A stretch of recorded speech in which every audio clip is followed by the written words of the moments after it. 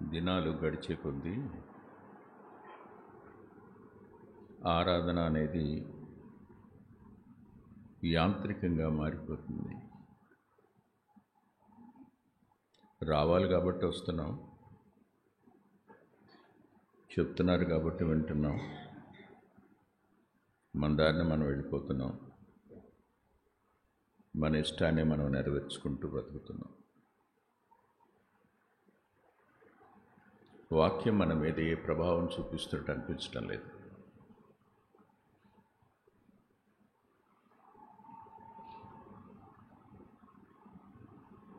ఆయన శరీరానికి ఆయన రక్తానికి సాదృశ్యంగా ఉన్న దాంట్లో పాలుందే ప్రతి వ్యక్తి ఆరాధకుడు. ఇవాళ ఎందుకు తీసుకుంటున్నామో అర్థం కాదు.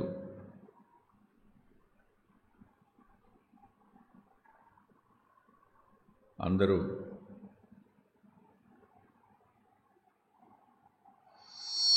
చేతులెత్తి రొట్టెలో పాల్పంపులు పొందుతున్నారు, ద్రాక్షరసంలో పాల్పంపులు పొందుతున్నారు. లేఖనంలో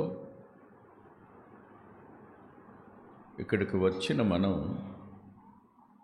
ఆయన ఎవరో గుర్తిస్తే, ఆయన ఎట్టివాడు అర్థమైతే, భయము వణుకు వస్తాయి.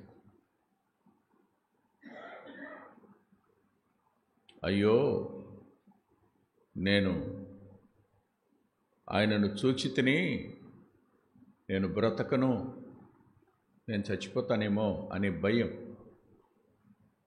పాత నిబంధన గ్రంథ భక్తులకుంది. కానీ దినాలు గడిచే కొద్దీ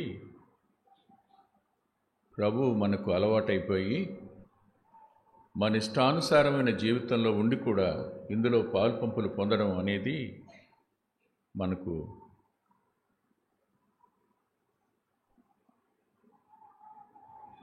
పెద్ద ప్రమాదం అనిపించడంలా. ఎవరు పాల్పంపులు పొందాలి? ఇందులో ఎవరు పాల్పంపులు పొందాలి? మారు మనసు పొందిన వాళ్ళు పాల్పంపులు పొందాలి. 2, సిద్ధపడిన వారు పాలుపంపులు పొందాలి. సిద్ధపడ్డామంటే తన తప్పులు తాను గుర్తించి తన పాపాన్ని తాను ఒప్పుకున్నవాడు పాలుపంపులు పొందాలి. క్షమించమని అడిగి పాలుపంపులు పొందాలి. ఇది కేవలం ఏదో దేవుని పేరట మనకు పంచేటువంటిది కాదు, అందరూ చేతులు చాపి తినేసి వెళ్ళిపోవడానికి. ఇది ఒక పవిత్రమైన ఆచరణ. పరిశుద్ధంగా ఇందులో పాలుపంపులు పొందాలి. ఈ పాలుపంపులు పొందేటప్పుడు మనం జాగ్రత్తగా లేకపోతే ఖచ్చితంగా నష్టపోతాం, ఇందులో అనుమానమేం లేదు. అందుకనే పౌలు గారు కొరింథీ సంఘానికి రాస్తూ మొదటి పత్రికలో 11వ అధ్యాయంలో ఇలా అన్నారు,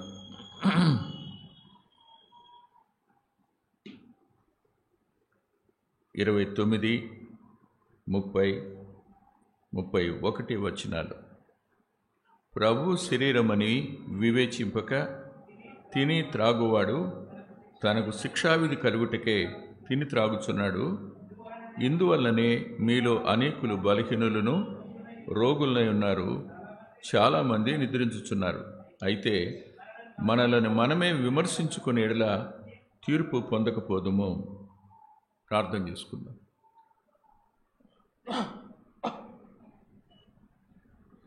ప్రేమగల మా ప్రియ తండ్రి, పరిశుద్ధుడైన గొప్ప దేవ, మీరు మీ ప్రేమను మాకు బయలుపరిచారు. మీ ప్రియకుమారునిలో ఆయన శరీర రక్తాలను మాకు మీరు అనుగ్రహించారు నూతన నిబంధన ద్వారా. అందులో మీ ప్రేమ ఉంది. మమ్మను పవిత్రపరిచిన మీ రక్షణ కార్యం ఉంది. మా జీవితాలకు చాలినంతటి మీ క్షమాపణ కూడా పొంది మేము అందులో పాలొందుతున్నాం. కానీ అనేక మార్లు మేము మిమ్మల్ని దుఃఖపరిచేవారంగానూ బాధ పెట్టేవారంగానూ మీ అంతరంగానికి గాయం కలుగు చేసేవారంగానూ ఉన్నామని ఒప్పుకుంటున్నాం. కనికరం చూపించండి. నీ దాసుడు కేవలం వట్టివాడు. సాలినంతటి కృప మీరు అనుగ్రహిస్తే తప్ప చెప్పలేడు. కొద్ది మాటలు చెప్పి మళ్ళా బయలుదేరి వెళ్ళవలసి ఉండింది. కనికరం చూపమని, సాయపడమని, యోగ్యమైన రీతిలో రొట్టెలో ద్రాక్షరసంలో పాలొందే కృపనిమ్మని యేసుక్రీస్తు ప్రభువారి పేరిట ప్రార్థిస్తున్నాం తండ్రి. ఈరోజు ఒక కొత్త ఉపోద్ఘాతం మీతో చెప్పాలని ఆశపడుతున్నాను.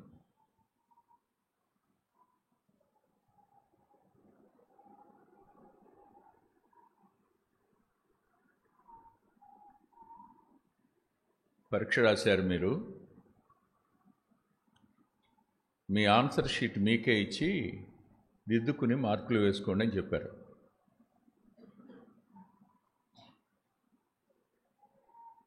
మీ ఆన్సర్ షీట్ మీ దగ్గరే ఉంది. ఇప్పుడు ఏం చేస్తారు? ఎన్ని మార్కులు వేసుకుంటారు మీకు మీరు?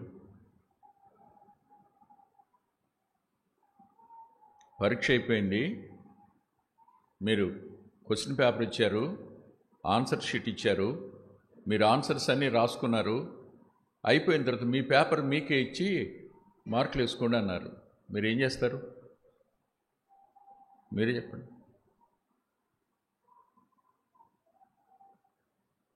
పౌలు గారు అన్నారు, కొరింథీ మొదటి పత్రిక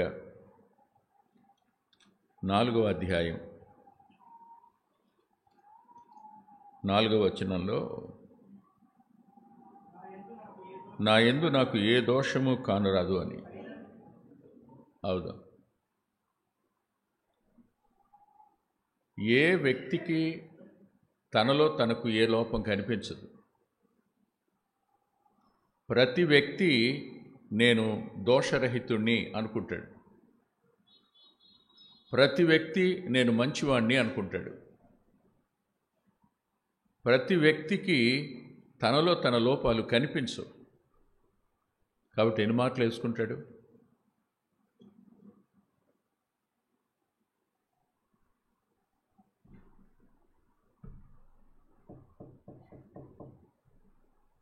ఎన్ని మార్కులు వేసుకుంటాం?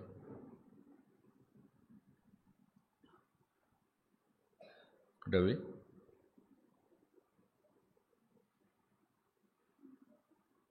చెప్పండి. ఎరా ప్రెస్కెళ్ళా ఎన్ని మార్కులు వేసుకుంటాం?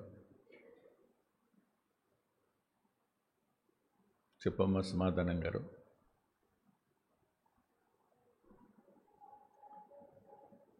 దిద్దుకో అని చెప్పిన తర్వాత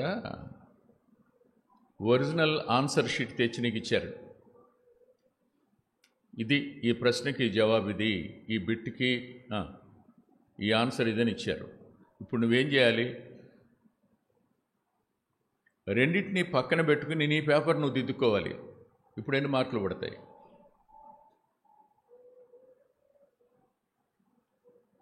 నీ చేతికి నీ ఆన్సర్ పేపర్ ఇచ్చి నీ అంతటి నిన్ను దిద్దుకోమంటే ఎన్ని వేసుకుంటావు? నీ చేతికి ఒరిజినల్ ఆన్సర్ పేపర్ ఇచ్చి ఇప్పుడు దిద్దుకో అని అంటే ఎన్ని మార్కులు పడతాయి? నిష్పాక్షికంగా నువ్వు దిద్దే వ్యక్తివి అయితే ఎన్ని మార్కులు వేసుకుంటావు? ఎన్ని పడతాయి? ఆలోచించండి ఒకసారి. సహజంగా బల్ల వద్దకు వచ్చినప్పుడు ఇలా అన్నాడు ఆయన 11వ అధ్యాయంలోని, కొరింథీయులకు రాసిన మొదటి పత్రిక 11వ అధ్యాయంలో, 28వ వచనం. కాబట్టి ప్రతి మనుష్యుడు తన్ను తాను పరీక్షించుకొనవలెను. చాలు నన్ను. ప్రతి మనుష్యుడు తను తాను పరీక్షించుకోవాలి. మనల్ని మనం పరీక్షించుకోవడం అనేది ఇక్కడే. ఒకసారి నేను విన్నాను,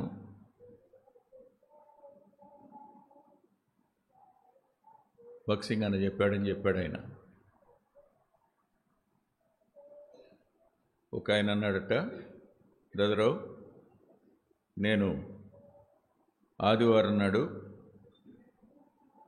రొట్టె ద్రాక్షరసం పుచ్చుకునే దగ్గరికి వచ్చేటప్పటికి వారం అంతా పరిశీలన చేసుకుంటాను. పరిశీలన చేసుకుని నా లోపాలన్నీ ఒప్పుకొని క్షమించమని అడిగి నేను అందులో పాల్గొని పొందుతాను. నేను కన్నీటితో ఆ రొట్టె ద్రాక్షరసంలో పాల్గొని పొందుతానండి అన్నాడట. రెండో వ్యక్తి అన్నాడట, బాబు నువ్వు వారం రోజులు ఆగుతావా? నేను వారం రోజులు ఆగను. రాత్రి ఇంటికి వచ్చి నా మంచం దగ్గర మోకరించినప్పుడే ఈరోజు నేను ఏమేం చేశానో వాటన్నిటినీ ప్రభు దగ్గర ఒప్పుకుంటానయ్యా, ఒప్పుకుని క్షమాపణ కోరుకుంటాను అన్నాడు. ఇంకొక ఆయన అన్నాడట, బాబు నేను 12 గంటలు కూడా ఆగను. ఎవరైనా తొందరపడి ఒక మాట అనుకున్నా మనసులో అన్న వెంటనే ప్రభు దగ్గర క్షమాపణ కోరుకుంటానయ్యా అన్నాడు. పరీక్షించుకోవడం అనేది క్రైస్తవ ఆధ్యాత్మిక ఆత్మీయ లేకపోతే బాధ్యత, రెస్పాన్సిబిలిటీ. ఈ పరీక్షించుకునే లక్షణం క్రైస్తవునికి ఉండాలి. అతడు తను తాను ఎప్పుడూ పరీక్షించుకునేవాడుగా ఉండాలి. తన మాటను పరీక్షించుకునేవాడుగా ఉండాలి. తన క్రియలను పరీక్షించుకునేవాడుగా ఉండాలి. తన అభిప్రాయాలను పరీక్షించుకునేవాడుగా ఉండాలి. తన ఆలోచనలను పరీక్షించుకునేవాడుగా ఉండాలి. తన సంబంధాలని పరీక్షించుకునేవాడుగా ఉండాలి. తన దినచర్య అంతటినీ పరీక్షించుకునేవాడుగా ఉండాలి. Examining himself is the responsibility of every spiritual person. ప్రతి ఆత్మీయుడైన వ్యక్తి యొక్క బాధ్యత ఏమిటి అంటే నిన్ను నువ్వు పరీక్షించుకోవడం.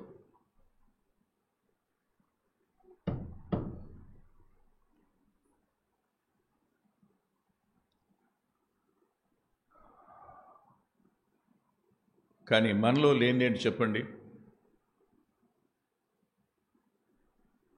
అసలేం పరీక్షించుకోం. మన లోపాలు మనం చూసుకో, వాటిని ప్రభు దగ్గర ఒప్పుకోం, పశ్చాత్తాపడం. ఐఎమ్ పర్ఫెక్ట్లీ ఆల్ రైట్ అని అనుకుంటాడు. నేనైనా నువ్వైనా అనుకుంటాం. అనుకుని నేను దీనికి యోగ్యుణ్ణి కాదు. ఆయన అన్నాడు, పరీక్షించుకో, ఎగ్జామిన్ యువర్ సెల్ఫ్, నువ్వు పరీక్ష చేసుకో అన్నాడు. ఇలా అన్న పౌలు గారు ఈ మాట అంటే ప్రభు రొమ్మున అనుకున్న యోహాను గారు అన్నారు. చూడండి ఏమన్నారు.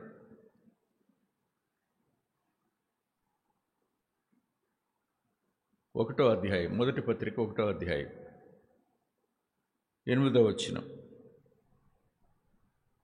మనము పాపము లేనివారమని చెప్పుకునే ఎడల అన్నారు. మనము పాపము లేనివారమని. తరువాత 10వ వచనం, మనము పాపము చేయలేదని చెప్పుకునే ఎడల అన్నారు. 2, మనము పాపము లేనివారమని చెప్పుకునే ఎడల, మనము పాపము చేయలేదని చెప్పుకునే ఎడల. 2 ఉన్నాయి. పాపం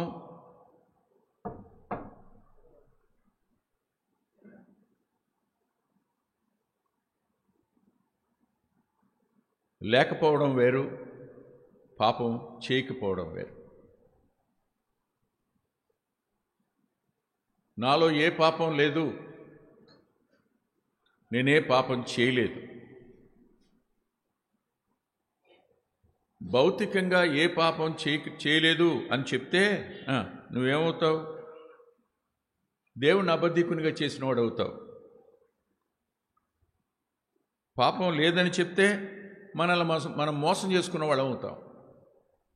బల దగ్గరికి వచ్చి చెయ్యెత్తి తీసుకుంటున్నామంటే మనల్ని మనం పరీక్షించుకోకపోతే మనల్ని మనం మోసం చేసుకున్న వాళ్ళం, దేవుణ్ణి అబద్ధీకునిగా చేసిన వాళ్ళం.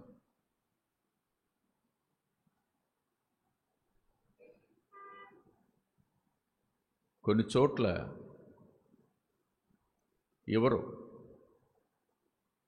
రొట్టె ఎవరు దగ్గరికి వచ్చి తట్టి ఎవరు నువ్వు అని అడుగుతారు. ఎందుకు చేయెత్తావు అని అడుగుతారు. నిజంగా మారు మనసు పొందావని అడుగుతారు. కొత్త వాళ్ళు వచ్చినప్పుడు వాళ్ళు చెప్తారు, మేము ఫలానా బ్రదర్ ఆదివారం నాడు ఇక్కడికి వచ్చాం, ఆరాధన కోసమే ఇక్కడికి వచ్చాం, అయితే తీసుకో అంటారు. మనం అది చేయట్లేదుగా. వారు లెక్క వాళ్ళు చెప్పుకుంటారులే అని ఎవరికైనా చేయెత్తిన వాళ్ళకి ఇచ్చుకుంటూ వెళ్ళిపోతున్నాం. కొన్నిసార్లు ఇచ్చేటప్పుడు ఆ వ్యక్తి యొక్క నిజస్థితి అర్థమయ్యి ఎందుకు పుచ్చుకుంటున్నాడు ఇతను ఇలా చేసి ఎందుకు అనవసరంగా శిక్ష తెచ్చుకుంటున్నాడు, ఎందుకు దేవుని దృష్టిలో నేరస్తుడవుతున్నాడు, ఎందుకు తను మోసం చేసుకుంటున్నాడు, ఎందుకు దేవుని అబద్ధికుడిగా చేస్తున్నాడు అని ఆలోచించే వాళ్ళు కూడా కనపడుతున్నారు. ఈరోజు మనల్ని మనం పరీక్షించుకోవడం అనేది అత్యంత ఆవశ్యకం. It is most essential. ఇది అత్యవసరమైన పని. మనల్ని మనం పరీక్షించుకోవాలి. మనకు మనం అంతర్ముఖులం అవుదాం. మన లోపలికి మనం ఒకసారి తొంగి చూసుకుందాం. మన ఆలోచనలు మనం తొంగి చూద్దాం. మన గతాన్ని ఒకసారి పరిశీలన చేసుకుందాం. మన ఆలోచనలు, మన అభిప్రాయాలు, మన క్రియలు, వీటిని ఒకసారి ఎవాల్యుయేట్ చేసుకుందాం. మన కళ్ళ ముందు చేసుకున్నప్పుడు మనకు స్పష్టంగా కనపడతాయి మనం ఏంటో. ఎదటివారి మాటను మనం విమర్శిస్తాం, ఎదటివారి నడకను విమర్శిస్తాం, ఎదటివారి ప్రవర్తన విమర్శిస్తాం, ఎదటి వారి మీద ఇతరులు చెప్పిన మాటలను బట్టి విమర్శిస్తాం. కానీ మన లోపలికి మనం అదే పడికట్టురాళ్ళు మన అంతరంగానికి పోల్చుకో. అదే దృష్టితో మనల్ని మనం చూసుకో. ఎవరు మనం వేషధారులు. Wear all hypocrites. పైకి మంచిగా కనపడుతూ లోపల అలా లేం. పరీక్షించుకుంటే, ఒప్పుకుంటే మళ్ళా మనం ఏమవుతాం? ఆయన నమ్మదగినవాడు, నీతివంతుడు గనుక ప్రతి పాపమును క్షమించి సమస్త దుర్నీతి నుండి మనల్ని పవిత్రులుగా చేస్తారు. అప్పుడు పాలు పంపులు పొందు. రేపు మళ్ళీ తప్పు చేస్తానేమో? కాదు. రేపు తప్పు చేయకుండా ఉండడానికి ఆయన మీద ఆధారపడు. బలం ఇస్తాడు తప్పు చేయనివాడు. మనం ఆయన్ని నమ్మి కదా భూమి మీద బతుకుతున్నాం. ఆయన వస్తాడని కదా ఎదురు చూస్తున్నాం. ఆయన మొదటి రాకడిని చూపించేది, ఆయన రెండవ రాకడిని చూపించేది. మొదటి రాకడికి రెండవ రాకడికి మధ్యలో మన వ్యక్తిగత జీవితాన్ని పరిశీలించుకుని ఆయన వలె పవిత్రంగా బ్రతకడానికి ఏర్పాటు చేసిన సంగతి ఇది. ఇక్కడ మనల్ని మనం పరిశీలించుకోవడం అనేది అత్యంత అవసరమైన సంగతి. నేను ఒక వచనం దగ్గరికి మేము తీసుకుని పెడతాను, రండి.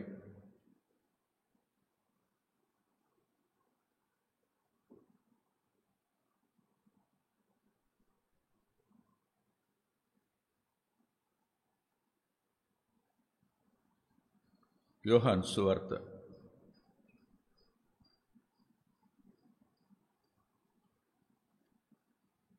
8వ అధ్యాయం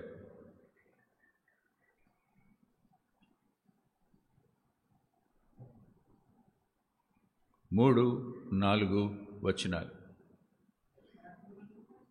శాస్త్రులను పరిసయ్యులను వ్యభిచారమందు పట్టబడిన ఒక స్త్రీని తోడుకొని వచ్చి ఆమెను మధ్య నిలవబెట్టి, బోధకుడా, ఈ స్త్రీ వ్యభిచారం చేయుచుండగా పట్టుబడెను. అట్టివానిని రాళ్ళు రువి చంపవలనని ధర్మశాస్త్రంలో మోషే మనకు ఆజ్ఞాపించెను గదా, అయినను నీవేమి చెప్పుచున్నావని ఆయనను అడిగిరి. అవుదా?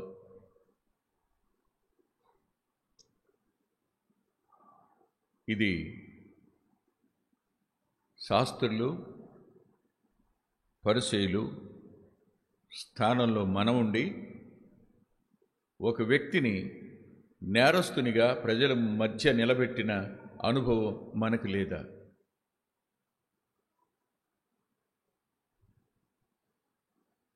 We are not in this category. చెప్పండి.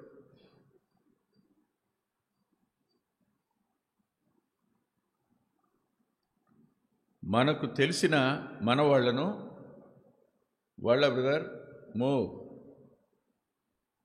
వాళ్ళ జీవితాలు మనకు సమాచారం వచ్చింది. మనం అనేక మంది మధ్యలో ఆ కుటుంబాన్ని నిలబెడతాం, ఆ వ్యక్తిని నిలబెడతాం. అందరి ఎదుట ఇతను పట్టుబడ్డాడని, ఈమె పట్టుబడిందని, ఈమెకు శిక్ష తప్ప ఇంకోటి కాదని ఎన్నిసార్లు మనం అనుంటాం చెప్పండి? బహిరంగంగా అనేక మందిని నేరస్తులుగా నిరూపించడం కోసం మనం ఎన్నిసార్లు ప్రయత్నం చేస్తుంటాం. ఎంతమంది వద్ద, ఎంతమంది ముందు ఒక వ్యక్తిని నేరస్తురాలిగా నిలబెట్టిన అనుభవం మనకుంది. నేరస్తులుగా నిలబెట్టిన మనం ఎవరో మర్చిపోతాం. మేము పరిసయ్యులం, మేము శాస్త్రులం, వాక్యం చెప్పేవాళ్ళం, మేము వాక్యం ప్రకారం బతికేవాళ్ళం మేము. అంతేగా? చాలాసార్లు సేవకులైనా, పెద్దలైనా, పరిచారకులైనా మేము ఇతరుల లోపాలను ఎత్తి చూపించడానికి అలవాటు పడిపోయినాం. మా పని ఎప్పుడు ఇతరుల పాపాలు ఎత్తి చూపించడమే. మన పని కూడా అదే. కానీ నాలోకి నేను చూసుకుని, మనలోనికి మనం చూసుకుని, మన లోపాలను మనం పరీక్షించుకున్న అనుభవం ఎక్కడుందో చెప్పండి మీరు? ఎప్పుడు చేస్తున్నారో చెప్పండి మీరు? ఆమెను పట్టుకున్నారట వీళ్ళు. నేను మిమ్మల్ని ఒక ప్రశ్న అడుగుతాను ఇక్కడ, నాకు జవాబు చెప్పండి. ఎప్పుడు పట్టుకున్నారు ఆమెని?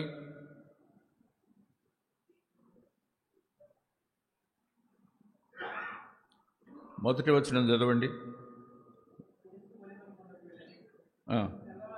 తెల్లవారగానే అంటే ఎంత టైం అయి ఉండాలి? తెల్లవారగానే అంటే సూర్యుడు ఉదయించాడనా?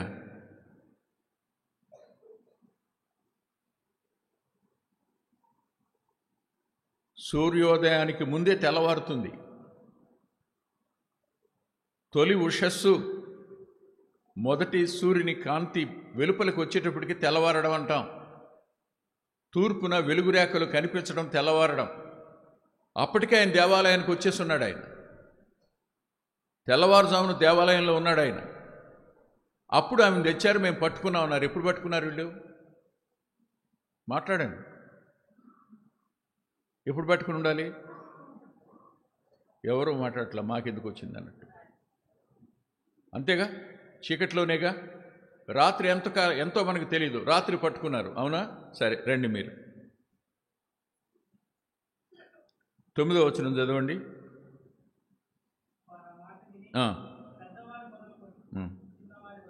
ఎంతమంది ఉన్నారు అక్కడ? తల నెరిసిన వారు మొదలుకొని చిన్నపిల్లల వరకు ఉన్నారు. అందరూ ఆమెను పట్టుకున్న దగ్గర ఉన్నారా? వీళ్ళు నిద్రలేసి ఉంటారా? యవనస్తులు ఉంటారా? పట్టుకుంది ఎవరు? శాస్త్రులు, పరిసయ్యులు. శిక్ష విధించడానికి వచ్చింది ఎవరు? అంటే ఊరంతా చెప్పింది ఎవరు? అంతేగా? మనం కూడా అంతేగా? ఒక విషయం మనకు తెలిసినప్పుడు మనతో పాటు అది సమాధికి వెళుతుందా? లేదు. అది అందరికీ చెప్పకపోతే మన కడుపు ఉబ్బిపోద్దంతే.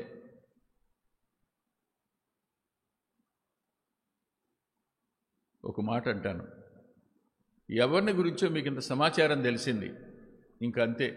ఆ రాత్రి మీ సెల్ ఫోన్కి పాపం స్టాప్ ఉండదు. అది ఎంత కాలిపోయేదాకా అవుద్దో. నీ చేయి కాలిపోద్ది ఆ ఫోన్కి. ఎంతమందికి ఫోన్ చేస్తావో, ఫోన్ చేసి పిన్ని నీకు ఈ సంగతి తెలుసా, బాబాయ్ నీకు ఈ సంగతి తెలుసా, ఇదేగా పని మన పని. అందరికీ చెప్పాల్సిందే, అందరికీ తెలియాల్సిందే. జ్ఞాపకం పెట్టుకోండి, నువ్వు నీతిమంతుడివేనా, నువ్వు నీతిమంతురాలివేనా? నువ్వు నీతిమంతుడివి నీతిమంతురాలివి అయితే ఒక మాట పరిశీలన చేసుకో.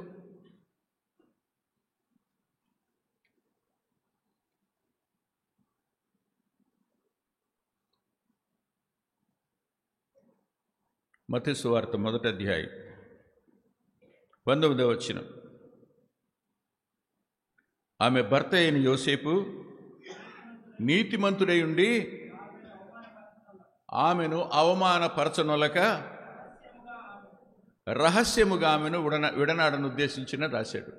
అంటే నీతిమంతుడైతే ఏం చేస్తాడు? రహస్యం తనతోనే, అంతే, బయట పెట్టడం.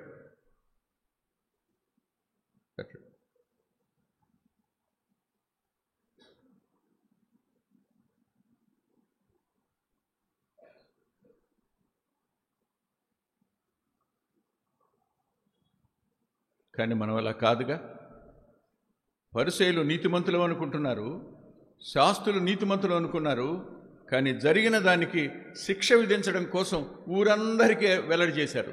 వాళ్ళు కూడా రాళ్ళు తీసుకుని వచ్చారు కొట్టేయడానికి. నువ్వు చూసావా? చూడలా. ధర్మశాస్త్రాన్ని ప్రక్కన పెడదాం, కృప దగ్గరికే వద్దాం. మనం విన్నది, మనం వ్యక్తిగతంగా సాక్షులమైన విన్నవాటికి చూసావా? మనం అది వాస్తవంగా మనకు తెలుసా విషయాలు? మనం ఎరుగుదుమా? ఎరగం కదా. ఎవరో అన్నది కదా, ఎవరో చెప్పింది కదా, నువ్వు 10 మందికి చెప్పావు, వాళ్ళు 10 రాళ్ళు తీసుకున్నారు కదా ఈ రోజున. ఏమైంది చెప్పండి? మనం ఎలాంటి వాళ్ళం? ఆయన మరణ పునరుద్ధానాల యందు నమ్మిక ఉంచి నీతిమంతులంగా చేయబడ్డాం అని అనుకుంటూ అనేకుల చేతుకు రాళ్ళు ఇస్తూ ఇతరుల మీద రాళ్ళు వేయించే వాళ్ళంగా ఉన్నాం. నీతిమంతులమేనా? పరిశీలించుకున్నాం మనం?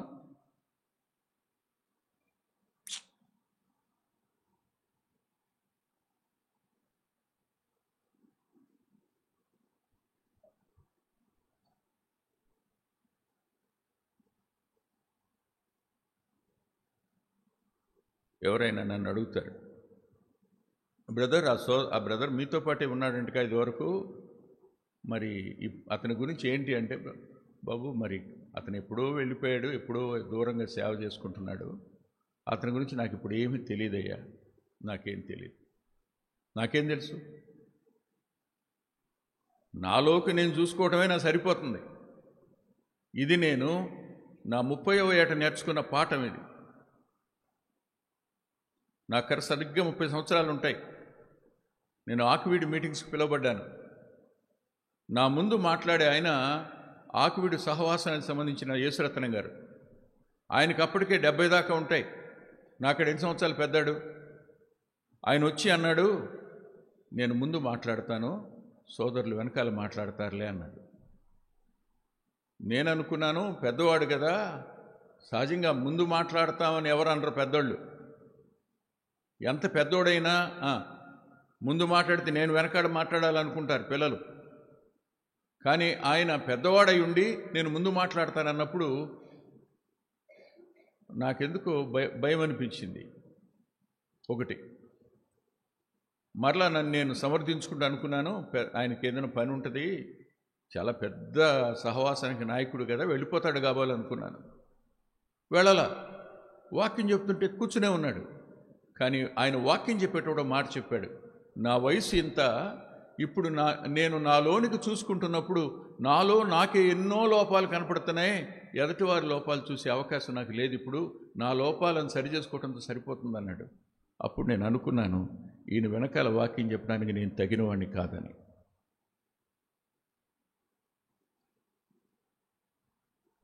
నన్ను నేను పరిశీలించుకోవడంతో నా టైం సరిపోతుంది, నన్ను నేను పరీక్షించుకోవడంతో నా టైం సరిపోతుందని ఆయన అంటే మన సంగతి ఏమిటి? Being an young man, literally I was ashamed of his words.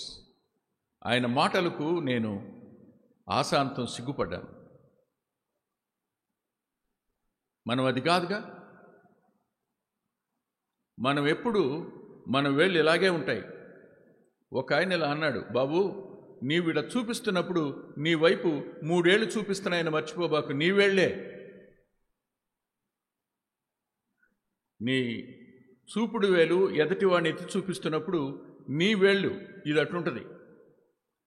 ఈ 3 వేళ్ళు నీ లోపాన్ని నీకు చూపిస్తున్నాయి. అతనిలో ఒక్క విషయంలో లోపం ఉంటే నీలో 3 లోపం ఉందని గుర్తుపెట్టుకో అన్నాడు. కానీ కాదు, మనం అలా కాదుగా.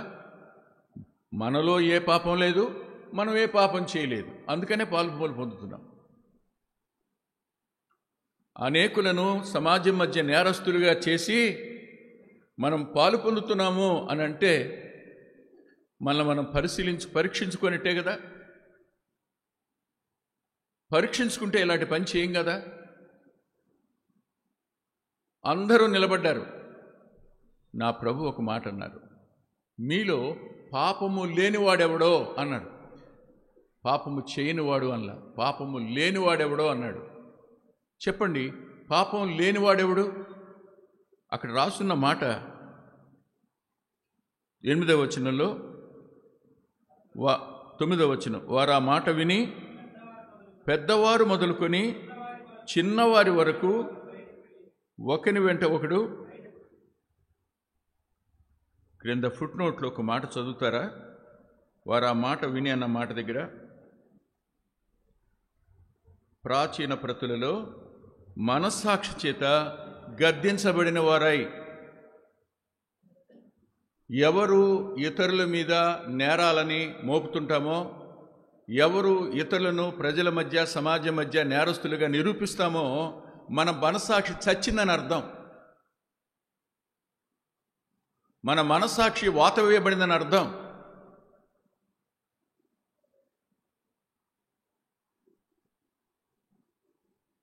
పరీక్షించుకోలేకపోవడానికి గల కారణం ఏమిటంటే ఎప్పుడో మనస్సాక్షిని చంపేశాం మనం. నీకు మనస్సాక్షి బ్రతికే ఉంటే, నాకు మనస్సాక్షి బ్రతికే ఉంటే మన లోపాలను మన మనస్సాక్షి చూపించేది. ఒరిజినల్ ఆన్సర్ షీట్ ఉందిగా, లేఖనం అది. ఒరిజినల్ ఆన్సర్ షీట్ ఉందిగా, యేసు ప్రభు జీవితం అది. మన ఇష్టానుసారమైన అభిప్రాయాలు కాదు కదా, దాన్ని మనం వాక్యంతో కదా కంపేర్ చేసుకోవాలి, ప్రభు జీవితంతో కదా కంపేర్ చేసుకోవాలి. అది కదా రియల్ ఆన్సర్ షీట్. దానితో మనల్ని కంపేర్ చేసుకున్నప్పుడు మనలో ఉండే లోపాలు ఇన్నా అన్నా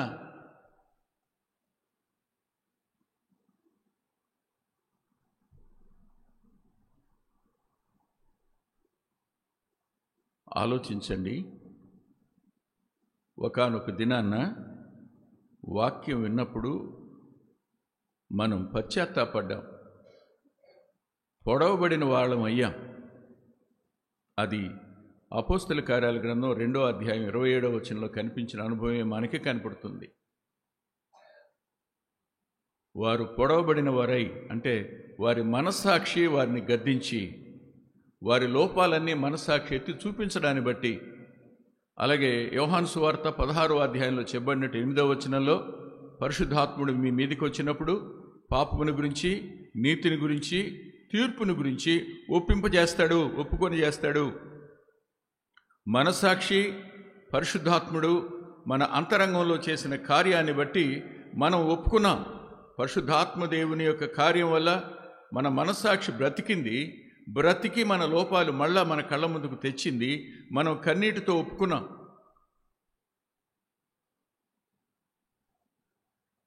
నేను మిమ్మల్ని ఒక ప్రశ్న అడుగుతాను, పశ్చాత్తాపడేవాడికి కన్నీరు రాకుండా ఉంటుందా? నేను తప్పు చేశాను అన్నప్పుడు చెప్పండి, మీరే ఆలోచించండి.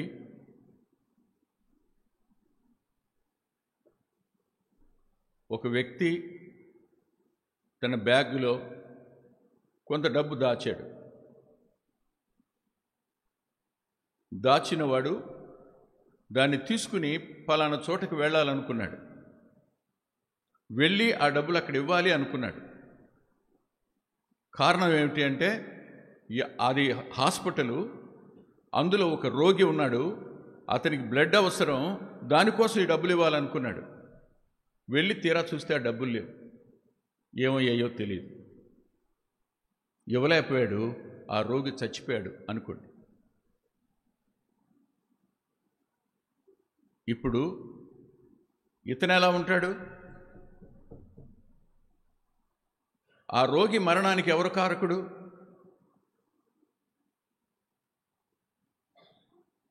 అనేక మందిని హత్య చేయడానికి, వారి సాక్ష్యాలను హత్య చేయడానికి మనం కారకులం. కానీ మన మనస్సాక్షి మాత్రం ఎప్పుడు చచ్చిపోయింది. అందుకనే నువ్వు తప్పు చేస్తున్నావని చెప్పదు. నువ్వు నోరు తెరిచి 100 మంది గురించి చెప్తావు, 100 మందికి చెప్తావు, కానీ నీకేం తప్పు అనిపించదు. అది అలా అనిపించటం లేదు అని అంటే నీ మనస్సాక్షి వాత వేయబడింది. కాల్చి వాత పెట్టిన చోట స్పర్శ ఉండదు.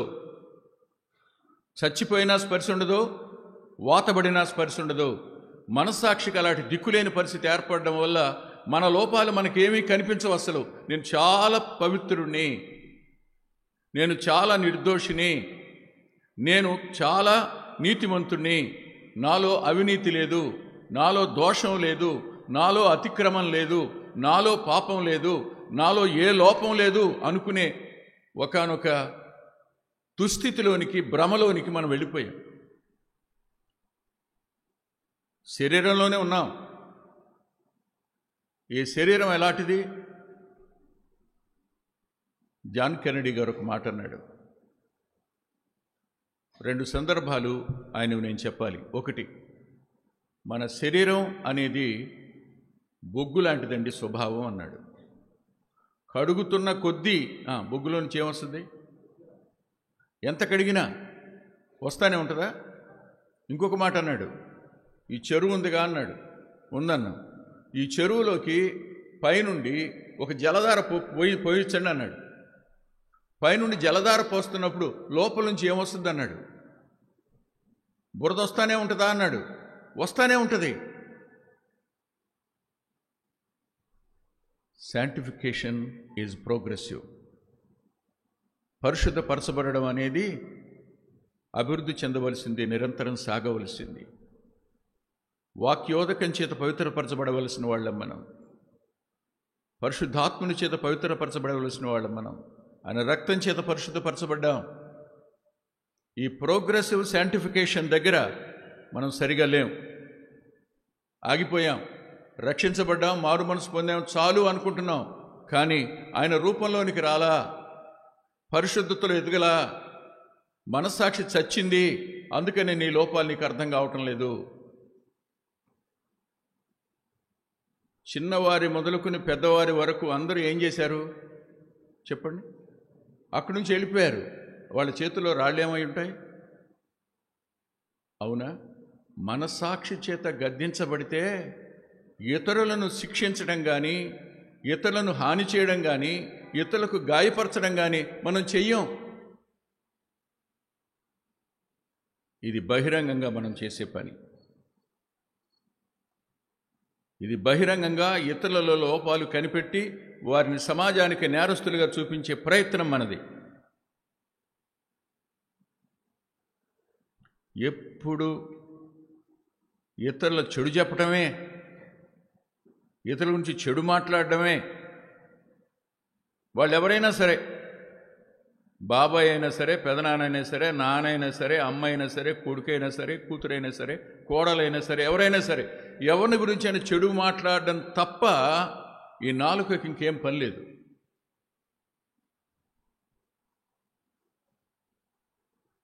ఎలా పాల్గొని పొందాం? తగుదనని యోగ్యుణ్ణని, సరిపడుదునని, నేను మంచిగా ఉన్నానని, నేను లోపరహితుణ్ణని ఎలా పొందుదాం? పరీక్షించుకోకుండా బహిరంగంగా ఎంతమందిని మనం సమాజానికి నేరస్తులుగా చేసాం ఒకసారి ఆలోచన చేయండి మీరు. నెంబర్ 1. నెంబర్ 2 దగ్గరికి వెళదాం.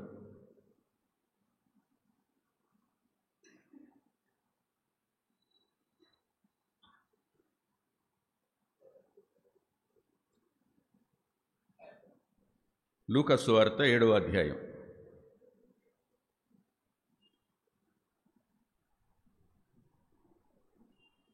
39వ వచనం. లూకా సువార్త 7:39. ఆయనను పిలిచిన పరిసయ్యుడు చూచి, ఈయన ప్రవక్త అయిన యెడల తన్ను ముట్టుకొనిన ఈ స్త్రీ ఎవతయో ఎటువంటిదో ఎరిగి ఉండును, అది పాపాత్మురాలు అని తనలో తాను అనుకొనెను.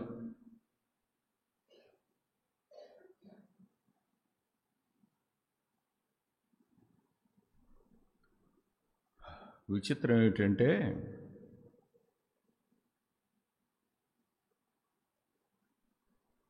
ఇది బహిరంగంగానూ, అదేమో అంతరంగానికి సంబంధించి, అంతరంగం లోపల.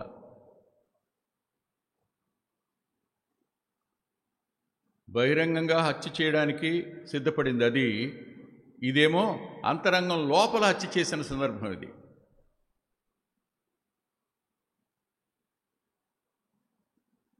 అతడు పరిసయ్యుడు, ప్రభువును ఆహ్వానించాడు. ప్రభు భోజన పంక్తిన కూర్చున్నాడు. ఆయన వచ్చాడన్న మాట ఆమె విన్నది. ఆయన పాపులను పిలువచ్చాను అనే మాట, నేను నశించిన దాన్ని వెదకి రక్షించడానికే వచ్చానన్న మాట ఆమె అంతరంగానికి ఎంత ఆదరణ కలుగు చేసుంటుందో చెప్పడానికి లేదు. బహుశా ఈ యోహాను సువార్తలో ఉన్న స్త్రీ విషయం వినదేమో. ఇది ముందో అది ముందో నేను క్రోనలాజికల్ ఆర్డర్లో చెప్పలేను. కానీ తన అంతరంగంలో మాత్రం ప్రభు క్షమించేవాడు, ప్రభు నన్ను ఎవరినైనా క్షమిస్తాడు, నన్ను కూడా క్షమిస్తాడు. నేను ప్రభు దగ్గర క్షమాపణ పొందినప్పుడు ఇతరులను క్షమించాలిగా.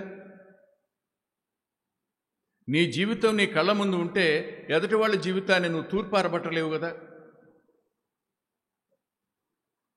ఆమె బయలుదేరి వచ్చి ఆయన ముఖం చూడడానికి కూడా, ఆయన ఎదుటికి రావడానికి కూడా ధైర్యం చాలేదు ఆవిడికి. వెనకాలే ఉంది. ఆయన పాదాల దగ్గర ఉంది, అక్కడే మోకరిల్లింది, ఆయన పాదాల మీద పడింది, ఏడ్చింది. అప్పటి వరకు దాచుకున్న కన్నీరంతా ప్రవాహంలాగా ఆయన పాదాల మీద పడింది. జలపాతం అయిందేమో ఆమె కళ్ళు. పాదాలు ఆ నీడతో కడిగిందట. ఎంత కాలం నుంచి ఆమె అంతరంగంలో గూడు కట్టుకునుందో దుఃఖం. కనపడితే అసహించుకునేవాళ్ళు, ముట్టుకోవడానికి ఇష్టపడని వాళ్ళు, రాత్రిపూట తప్ప పగలు ఆమెను సమాజంలో ఎవరూ సరిగా చూసేవాళ్ళు లేరు. రాత్రి కూడా అవసరం కోసమే. కానీ ఈయన తనని ముట్టుకున్నప్పుడు కాళ్ళు వెనక్కి తీసుకోలేదు, ముద్దు పెట్టుకున్నప్పుడు ఎసడించుకోలేదు, తల వెంట్రుకలతో తుడుస్తున్నప్పుడు తన గతాన్ని జ్ఞాపకం చేసుకోలేదు, అత్తరు పూసినప్పుడు నువ్వా అని అనలేదు. He accepted her. కానీ ఎదురు నిలబడ్డాడే అతను అనుకున్నాడు లోపల, ఇది ఎవతయో, ఇది ఎటువంటిదో, ఇది ఎవతో ఎటువంటిదో. మన అంతరంగంలో ఒక వ్యక్తి ఎడల ఉన్న అభిప్రాయం, అలాంటి వ్యక్తిని ముట్టుకోవడానికి ఈయన అనుమతించాడు అని అంటే ఈయన ప్రవక్తనంటావా? ప్రవక్త అయితే తను ముట్టుకొనిస్తాడా? ప్రవక్త అయితే కాళ్ళు కడగనిస్తాడా కన్నీటితో? ప్రవక్త అయితే ముద్దు పెట్టుకొనిస్తాడా? కాదేమో. ఎందుకు పిలిచాడు అంటే ఒక ప్రవక్త అయి ఉంటాడని పిలిచాడు అంతే. ప్రవక్త విమర్శిస్తుంటాడు కాబట్టి, శాస్త్రుల్ని పరిసయ్యుల్ని విమర్శిస్తున్న ఈయన ప్రవక్త అయి ఉంటాడని పిలిచాడు. మనం కూడా బయటికి ఏమీ అనం, కానీ లోపల మాత్రం ఒక వ్యక్తిని గురించి ఎంత చెడుగా మాట్లాడుకుంటుంటాం లోపల. ఆయనకి మన అంతరంగ ఆలోచనలన్నీ స్పష్టంగా తెలుసు. హృదయ ఆలోచనలన్నీ ఎరిగినవాడు, హృదయ రహస్యాలన్నీ కూడా ఎరిగినవాడు.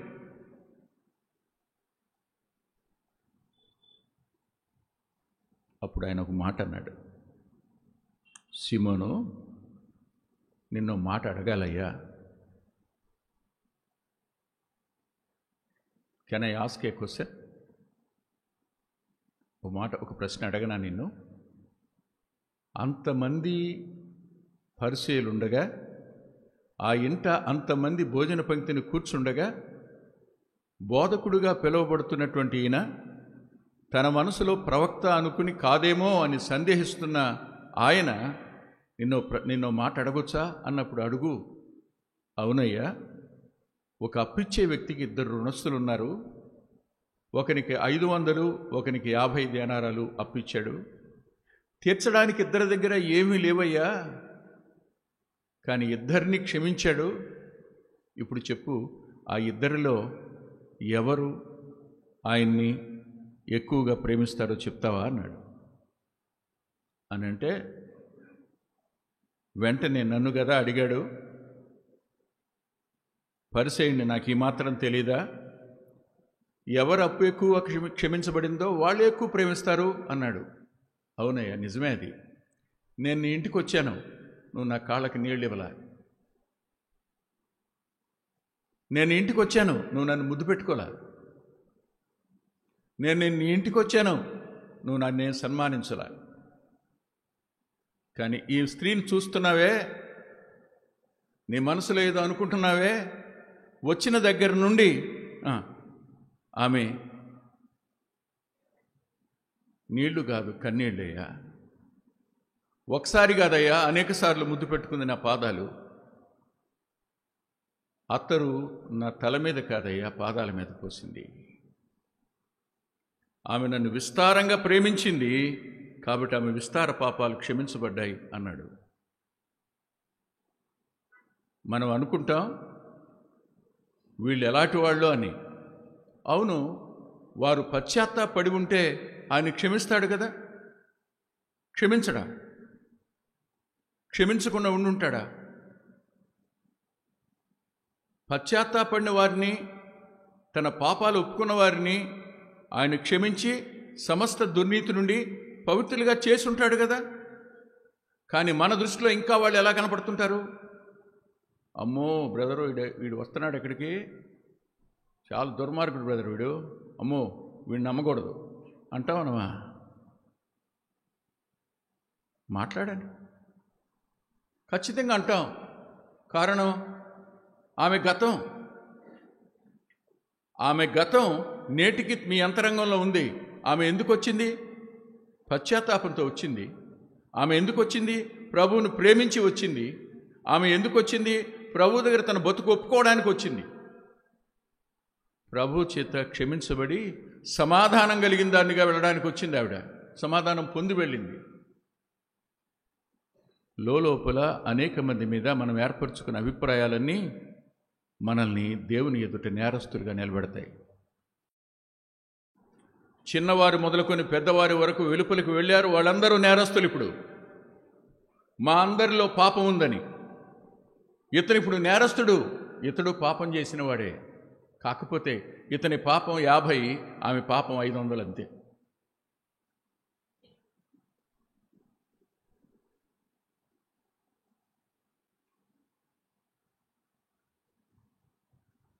నేనే పాపం ఎరగనండి. భలే స్టేట్మెంట్ చెప్తారండి. భలే, నేనే పాపం ఎరగను.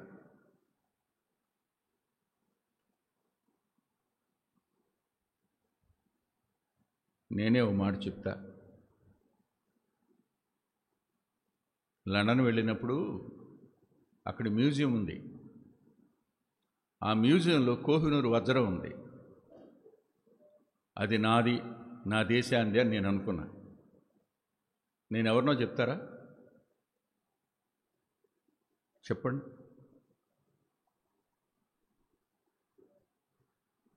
నాకంటే ముందు ఎన్ని వందల మంది వెళ్ళి ఉంటారు అక్కడికి, ఎన్ని వేల మంది వెళ్ళి ఉంటారు. నేను దాన్ని ఆశించలేదా? నేను తేలేదు, పట్టుకురాలేదు, దొంగతనం చేయలా. కానీ నా మనసులో ఏముంది? అవును, మీరు ఆశించినప్పుడే అన్నాడు కదా. నేను నేరస్తున్నావునా?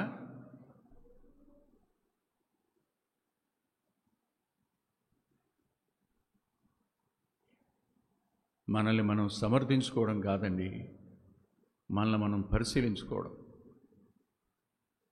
మనల్ని మనం కప్పిపెట్టుకోవడం కాదండి, మనల్ని మనం ఒప్పుకోవడం. మనల్ని మనం కప్పిపెట్టుకోకుండా ఒప్పుకొని క్షమాపణ పొందిన మనం ఇతరుల వైపు ఏలెత్తి చూపడం మానేయడం. ప్రభు మనల్ని క్షమించినట్టుగా మనం ఇతరులను క్షమించగలిగామా? లేదుగా. క్రమశిక్షణ వేరు, క్షమాపణ వేరు. క్షమించగలిగామా?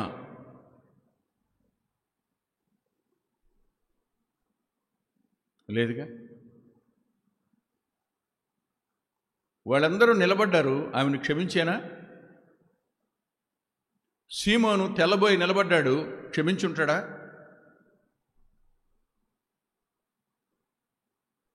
ప్రభు క్షమించినట్టు మీరును మీ ఎడల తప్పిదం చేసిన వారిని క్షమించండి అన్నాడు. ఇది జరిగిందా మన హృదయంలో?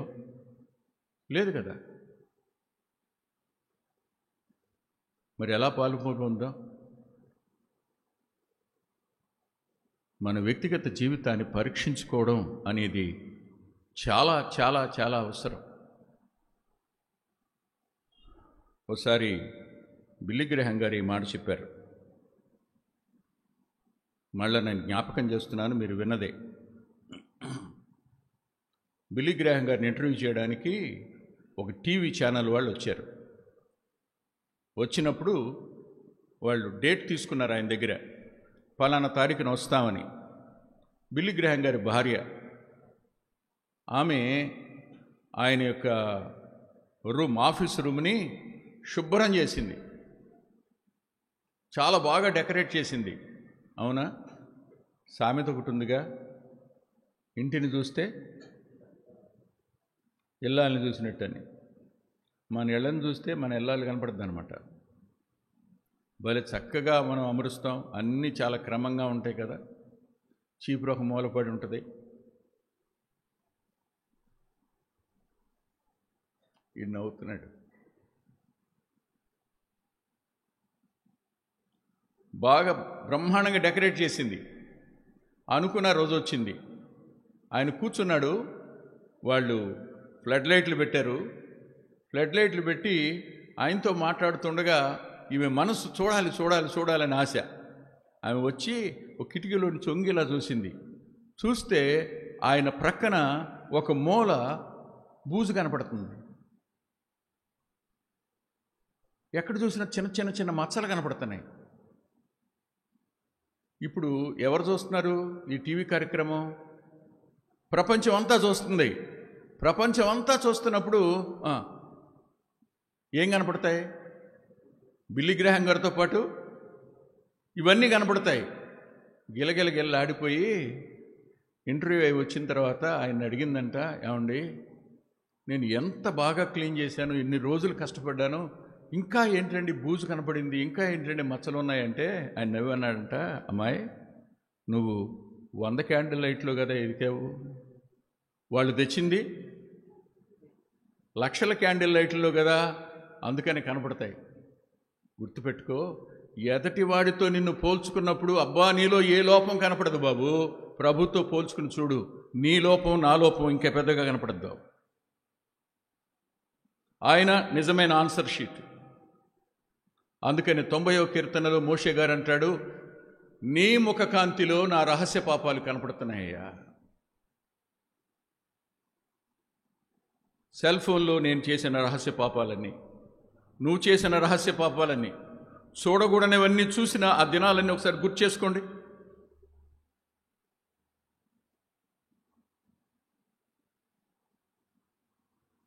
Are we not criminals in the sight of the heavenly Father? పరలోకపు తండ్రి కనుదృష్టికి మనం నేరస్తులం కామా? మన నాలుక ఎన్నిసార్లు పారేసుకున్నాం? మన నాలుక ఎన్నిసార్లు భుజానేసుకుని తిరిగాం? ఎప్పటికీ అనేకులను మనం మన నాలుకతో ఎంత గాయపరుస్తున్నాం? కత్తిపోట్ల వంటి మాటల కంటే దారుణంగా మన మాటలు ఉంటాయి కదా. ఎంత గాయపరుస్తున్నాం? వస్తున్నాం కదా, పరిశీలన చేసుకోవద్దా? ఖచ్చితంగా పరిశీలన చేసుకోవాలి. చూడండి దయచేసి.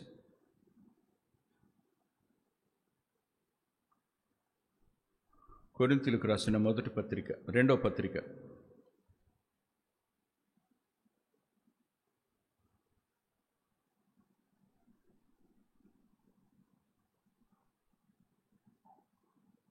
8వ అధ్యాయం, 2వ పత్రిక, కొరింథీయులకు రాసిన 2వ పత్రిక, 8వ అధ్యాయం, 8వ వచనం. ఆజ్ఞాపూర్వకంగా మీతో చెప్పుటలేదు, ఇతరుల జాగ్రత్తను మీకు చూపుట చేత మీ ప్రేమ ఎంత యథార్థమైనదో పరీక్షింపవలని చెప్పుచున్నాను. మనల్ని మనం పరీక్షించుకుందాం. రెండవదిగా మన ప్రేమను కూడా పరీక్షించుకుందాం. ఇక్కడ ప్రేమ అనే పదం చారిటీ అనే పదం. దాతృత్వానికి సంబంధించిన మాట ప్రేమ అనేది. ఓల్డ్ ఇంగ్లీష్లో చారిటీ అనే పదానికి ప్రేమ అని అర్థం. పట్టెడన్నం పెట్టలేని వాడు ప్రేమ గలవాడు ఎలా అవుతాడు? తనకు కలిగిన దాంట్లో ఇతరులకు ఇవ్వలేని వాడు ప్రేమ గలవాడు ఎలా అవుతాడు? అవసరతలో ఉన్న వారిని చూసి ముఖం తిప్పుకునేవాడు ప్రేమ గలవాడు ఎలా అవుతాడు? మీ ప్రేమను మీరు పరీక్షించుకుని ఒకసారి. ఆయన అన్నాడు, మిమ్మల్ని ప్రేమించిన వారినే మీరు ప్రేమిస్తే మీరు ఎక్కువగా చేసింది ఏమిటి? సుంకర్లు కూడా పని చేస్తున్నారు కదా, మీ శత్రువులను మీరు ప్రేమించండి అన్నాడు. లేదు, నో మోర్ లవ్, ప్రేమ లేదు. ఇంకా అటువంటి వాళ్ళ విషయంలో నేను అస్సలు, బ్రదర్, నేను చాలా నిజాయితీ, చాలా నిక్కచ్చిగా ఉంటా, ముఖం మీద కొట్టినట్టు మాట్లాడతా. నేను అందరికీ నచ్చకపోతే నచ్చకపోయాను, పిచ్చి మాటలు మాట్లాడబాక. క్రీస్తేసు ప్రభువులో ఉన్న వ్యక్తిత్వం నీలో లేదు. క్రీస్తేసు కలిగిన మనసును నువ్వు అభ్యాసం చేయడం లేదు.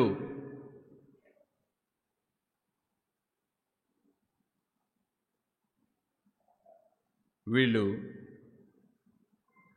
కడు పేదలైనా సరే, బహుశ్రమల చేత పరీక్షించబడుతున్నా సరే సంతోషించారు. వారి దాతృత్వం బహుగా విస్తరించింది. మనం ఎన్నిసార్లు బిగబట్టుకుని ఉంటావో మనల్ని మనం పరిశీలన చేసుకోవాలి. 3 దగ్గరికి వెళదాం, అది కూడా చూసి ముగించేసుకుందాం. కొరింథీయులకు రాసిన 2వ పత్రిక, 13వ అధ్యాయం,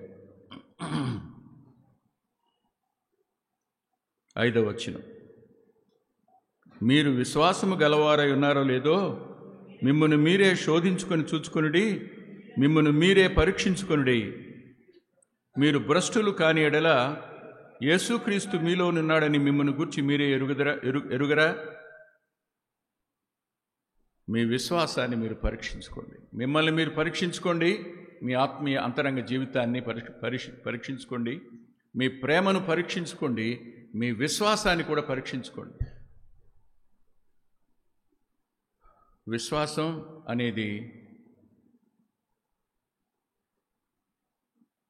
నువ్వు బ్రతికున్నావు అనడానికి రుజువు.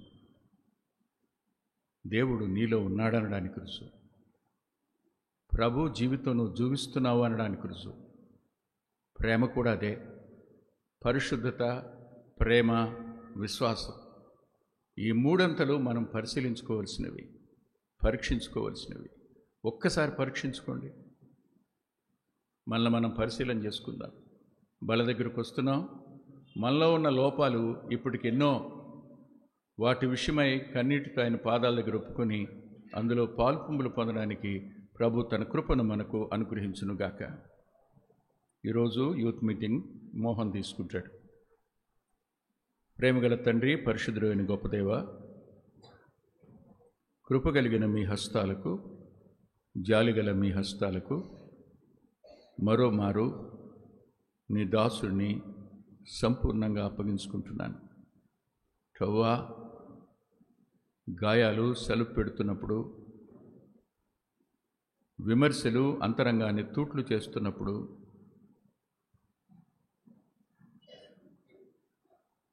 అంతరంగం లోపల విలవిల్లాడిన సందర్భం మీకు తెలుసు.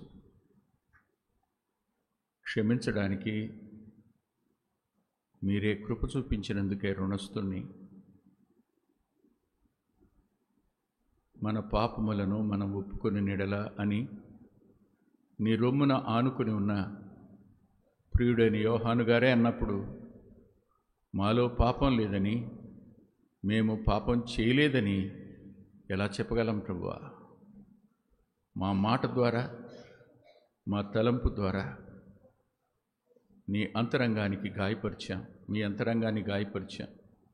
మీ నామానికి మా వల్ల అపఖ్యాతి కలిగిందని ఒప్పుకుంటూ క్షమించుమని, మా ప్రతి అతిక్రమాన్ని, మా ప్రతి దోషాన్ని, మా ప్రతి పాపాన్ని, ప్రతి లోపాన్ని మీరే క్షమించి యోగ్యమైన రీతిలో పాల్పొందే కృపనిమ్మని యేసుక్రీస్తు ప్రభు వారి పేరిట ప్రార్థిస్తున్నాం తండ్రి.